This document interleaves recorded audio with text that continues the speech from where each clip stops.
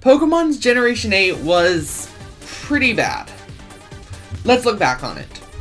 Now, the reason I'm looking back on games like Sword and Shield today is because, if I time this right, Scarlet and Violet releases tomorrow, a game that looks really good and really fantastic. But Sword and Shield and the rest of Generation 8 is barely saved from being a complete dumpster fire, which should really say something. So, I'm just going to talk about Sword and Shield first, and what they did right, what they did wrong, and why these games kinda suck. Pokemon Sword and Shield had a lot of potential. Potential being the key word. Now, I know a lot of people were just excited because it's a first mainline Pokemon game on a home console. That wasn't why I was excited, because it doesn't really matter to me, I'll be entirely honest. But when we first heard about things like the Wild Area, that sounded so cool. Pokemon being in the overworld. Because Let's Go Pikachu and Eevee were essentially spin-offs. So you didn't really know if that'd be a thing that would transfer into more mainline stuff. The Wild Area is utterly pointless. And I honestly can't remember anything interesting about it other than Galarian and Yamask. So, yeah. And then, this is not something I thought I'd be talking about in 2022, but Dexit. If you somehow don't know or don't remember what Dexit was, that's when Pokemon went, hey, so, we're removing every Pokemon that isn't encountered in Sword and Shield, so we can focus on higher quality animations and models. Despite the models and animations being the exact same ones from Let's Go Pikachu and Eevee, which were the exact same ones from Ultra Sun and Ultra Moon, which were the exact same ones from Sun and Moon, which were the exact same ones from Omega Ruby and Alpha Sapphire, which were the exact same ones from X and Y. I mean that quite literally. The only models and animations that they really made new to Sword and Shield were the new Pokemon. So essentially, they just went, we're scrapping it. And you may argue, oh, well, the models, they need to make them better because it's a home console, so they have to get away with, they can't get away with as much bad modeling as you can on a 3DS. Pokemon X and Y future-proofed its models. They had more polygons than they really needed, so they could, one, go into future systems, keep using them. So, not really. You really did not need to cut National Dex. And at that, the animations are worse than games like Pokemon Stadium and Pokemon Coliseum. So, in reality, Game Freak basically just cut about half the Pokemon from the new games without a good reason, because their reason was something that was a complete lie and everyone saw through. So, Dexit definitely didn't help the games out a lot. In reality, I honestly don't hate the decision as much as I do. And that is because, in my experience, ever since the National Dex cut happened, they haven't really affected the games much. Because I'm someone who generally uses new Pokemon in a game playthrough, and I don't play through Pokemon games that often, and I think the only Gen 8 game I've replayed through in this since they came out was Legends Arceus, which we'll get to later. So, I actually don't feel as strongly as I thought I would with Dexit. It's still stupid, and it was still lies, but that was not a good start for Generation 8. Having basically everyone being pissed at Game Freak. Speaking of another change that was out the gate that really didn't help, buying both Pokemon games was something that was at least somewhat reasonable for. Now, for clarification, I'm Canadian, so I'm going to be using Canadian price points because those are what I know. Ultra Sun and Ultra Moon cost $40 each. So it's $80 for both games. Sword and Shield costs $80 a game. So the price doubled for the singular game. I get the price increase, but the games didn't really increase in quality for a while compared to the 3DS counterparts. So the price increase really just felt arbitrary because they could milk more money because it was now a home console game, despite feeling like a 3DS game. Now, I feel like I owe Sword and Shield this because I'm going to be harping on it for basically the rest of this section, now that we're actually talking about the game itself. So let's talk about the positives. But in all seriousness, it is a generally solid Pokemon experience. It's not amazing, it's not horrible. It sure is Pokemon. I'd personally rather play through them over Gen 1 and Gen 2. Given those games have superior versions, if I ever want to play through Kanto or Johto, I'm gonna play through the remakes. But Sword and Shield are fine. I didn't hate playing through them. I wasn't bored. They're just pretty mediocre, and I actually cannot remember much. There were some pretty cool stylistic things. I actually quite like lead cards, but I'm someone who really likes trading card game art and stuff like that. I play Yu-Gi-Oh! And I collect the Pokemon TCGs, so that's less of a oh wow! But yeah. So, the lead cards were cool. The badge case equivalent in this game, I actually did really like. The gym puzzle for Milo was pretty cool. That's about all the positives I have to say. Because everything else is cool in theory and kind of sucks or is mediocre in execution.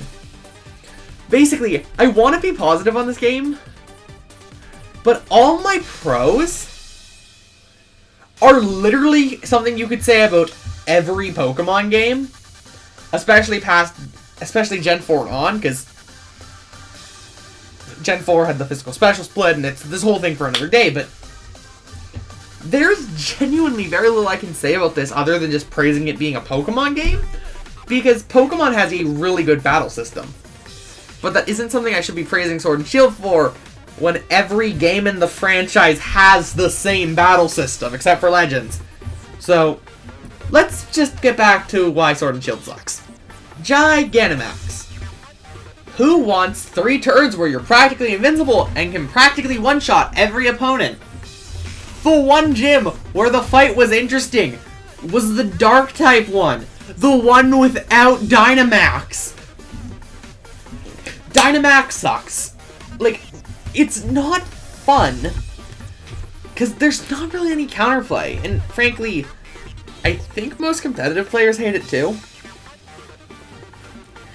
It's just a hard thing, because, well, frankly, it sure is whatever you want to describe it as. It just feels like it limits the battle system and makes most things unappealing. I would much rather go back to Megas, which were really cool, and gave support to Pokemon that really needed it, or kinda sucked, but had really cool designs or ideas, by essentially giving them a new evolution, and Charizard pandering. Speaking of which, the base game of Sword and Shield had Charizard, not the other 2 Kanto starters. Game Freak has made their bias very unclear. Or, very clear, I mean. It's not well hidden. So, that's always fun. But, yeah. Does it have some cool ideas? Like the wild area? Yes. In theory, I'll be honest, they act basically the same as wild encounters. Just slightly less annoying, but not much. Every major thing I can give this game was in Alola because of the removal of HMs.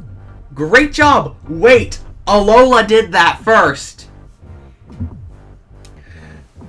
Like, the only thing this game really has standing for it is the wild area, which is cool, I guess, but it's pretty underwhelming.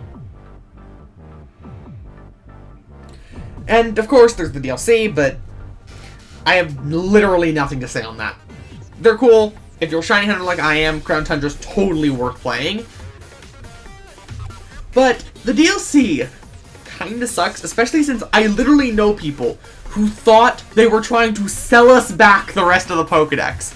For clarification, when the DLC released, the Pokemon that were in that wave, everyone got for free. They could now be added into the game. You didn't have to own the DLC. But still, when people think you're trying to sell us the Pokemon back, that should say how badly you messed up. So, last but not least with Sword and Shield, the characters. Team Yell sucks, and they're basically just an annoying contrivance to stop you at every possible feat, and I'm pretty sure Marnie hates them too, but they are the worst evil team in any Pokemon game. Ever. Like, yes, there's the actual evil team that are the actual baddies, but like, I can't even remember their name. Team Yell's just a nuisance. Which is not a good sign for Scarlet and Violet's evil team. Which sucks because Team Skull and the Aether Foundation are the best evil teams we've had in Pokemon, in my opinion. So, that's annoying, but that's just what it is. Hau is a really boring rival that I don't care for because he's a carbon copy of Hop. Oh, sorry, I got those two names mixed up because they sound exactly the same and they're the exact same character. I don't dislike Hau. I do dislike the Dollar Store equivalent of Hau. So Dollar Store Hau is annoying. He feels beat down that you're constantly beating him, so he decides the only way to feel better is to fight you, the person who has beaten him at every step of the road, yet he is also somehow one step ahead of you constantly. Point being, Dollar Store Hau is boring, sucks. Could have been cool, but frankly, he's not an interesting rival. If anything, it feels like you're just bullying the poor kid. Which should say why we need mean rivals. I don't dislike the friendly rivals like Dollar Store Hau, but the thing is, I don't want to feel like I'm kicking a little kid while they're down, because this genuinely does just feel like we're beating on a little child, which isn't very fun. Like, are we the bad guys in Pokemon now? Because that's what it feels like, because we're killing Team Yell, we're beating up a child. Just saying. Leon and the rest of the non-existent Elite Four sucks. Leon's just boring. Frankly, he's one of the worst champions in the series, and the only thing I can remember about him is he sucks at directions. And the other thing, the Elite Four being somehow lazier than Alola's sucks. For clarification, Alola's a bunch of random trainers you fought throughout the game, like Acerola, two of the Island Guardians, or whatever they were called. This Elite Four literally doesn't exist. They are pretty lazy, because it feels like an excuse to not make 4 more character models. Which concerns me for Scarlet and Violet. But I have nothing to say on Leon. He's bland. Frankly, this section was just an excuse to talk about how lazy the Elite Four structure in the game was. Marnie, one of the 2 characters in this game, I don't hate. She's solid. I like her. She's cute in the anime. And she's pretty cute in the game here. That's pretty much all I have to say. And Piers. The only gym leader in this game I like. I also think his battle's actually pretty fun, because the whole not doing that thing. Like, not Gigantamaxing thing, which is fun. Also, overall, Sword and Shield are on the easy side, even for Pokemon, which I'm fine with, because I get they're for kids. I do think difficulty setting should be a thing Pokemon should implement. I've been saying that for years. But, overall, Sword and Shield are decent. They're solid enough Pokemon games, and if you got them for a decent price, I wouldn't say not to play them. I would also never recommend them, but they're decent. Brilliant Diamond and Shining Pearl section is going to be a lot shorter because I actually haven't played these ones because they apparently sucked and they honestly didn't look that good either. So from what I've heard, they're a buggy mess, and from what I've seen, they're a buggy mess. The controls apparently feel really bad because all the map stuff is still built around being a 2D game where you can only move in the cardinal directions despite having full 3D movement. So apparently moving around, especially in some of the smaller 1x1 areas, feels jank as all hell. Apparently, I'm one of the people who kinda likes the Chibi models. It's more, I'm fine with them in theory. The problem is they have literally no expression and they just stare blankly. Brilliant Diamond and Shining Pearl are, in my opinion, one of the worst possible types of remakes ever. Ones that are inferior in every conceivable way to the originals. Because, frankly, I would rather have a remake that is different enough where it can stand on its own and you can have a reason to watch it or the original for shows, or play it or the original for games. But then you have the Dex, which for some reason uses the original Sinnoh Dex. You know, the one with 2 fire types, not the freaking Platinum Dex, which everyone considers better in every conceivable way. Point being, I haven't played Brilliant Diamond and Shining Pearl. I have nothing to say. I can't really comment on their story because then I just talk about Diamond and Pearl, which aren't the source of this video. But they just feel worse in every way to the originals. From what I've seen, they look worse than Platinum. They apparently play worse than Platinum. The only thing these games could have had over Platinum was the physical special split, which is what Diamond and Pearl added. The battle frontier is non-existent in this game, and yeah. Basically, I want to say more about these games, but I quite literally cannot because I haven't played them. Pokémon Legends Arceus is fantastic. And also the only thing saving this generation from being a complete garbage fire. I don't really want to talk about Legends Arceus in this video because it's pretty well a topic for a whole separate video. But it has one of my favorite battle systems of the entire series.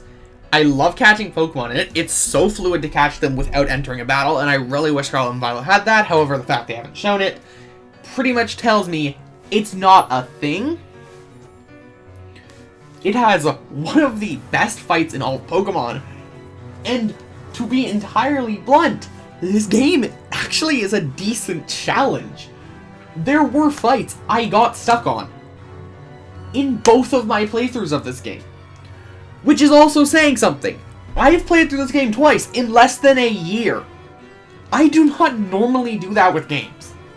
I do not normally play through games multiple times. There are some games I do, but generally I'm the type of person to play a game maybe I'll come back to in 10 years. So this game is fantastic. It was such a perfect evolution for Pokemon. It is what Sword and Shield should have been. It is what Pokemon should be. And Scarlet and Violet are taking a lot from it, which is really good. And I really love Legends Arceus. Frankly, again, I don't think we're talking about much in this video because it is the complete opposite tone of Sword and Shield and VDSP. The reason I'm bringing it up is it is the only thing that's going to make me ever come back to Gen 8. Because I don't think I'm ever going to play through Galar again. I don't think I'm ever going to play through BDSP, aside from the whole modding thing, because that's looking to be the new GBA games. But I don't think I'm ever going to play through any other game in this gen, again, aside from Legends Arceus. And I really want a Legends for another region. I would love to see a Legends Kalos or a Legends Johto. But no matter where we go, I am excited because this has made the future of Pokemon look bright. Sometimes, I guess, you need to look in the past to learn from your mistakes. I don't know. But Pokemon should hopefully learn from the mistakes of Gen 8. And there's actually something I really wish they would learn from here. That being, Brilliant Diamond and Shining Pearl were not awful in concept. By that I mean having a secondary studio develop a remake while you focus on a new game. I think Pokemon should do that. I would love to see a studio that be working right now while Game Freak is finishing up with Scarlet and Violet, or has finished up with Scarlet and Violet, or working on whatever the next Legends game or Scarlet and Violet DLC. A secondary team be like of another studio like Ilka be working on remakes of Black and White. I say Black and White because that makes the most sense. But if we did that, then you get this really good solution of, because Pokemon needs to release a new game yearly. That's just a thing you can't stop. It's financial, I get that. So having Game Freak work on the mainline stuff while remakes are being put to secondary studios is a lot better than Game Freak doing both, because then you have more time to develop both. Because while the mainline stuff is being developed, the remake's out. And while the remake's being developed, the mainline stuff is out. Basically, you can switch every year between studios, or every 3 years, or every 2 years. Depending on how many studios you want to bring in. That could work! Like, in an ideal world, Pokemon is being developed by 3 companies. Game Freak on main stuff, so like Scarlet and Violet. A company like Ilka on remakes, because Ilka actually had promised, they just were not given enough time, but you know what I mean. And a third dairy company to make things like Legends games. Essentially, having 3 companies work together to make the single franchise, so that way none of them are rushing. That's the ideal end for Pokemon. What do you guys think? If you enjoyed, please be sure to like and subscribe.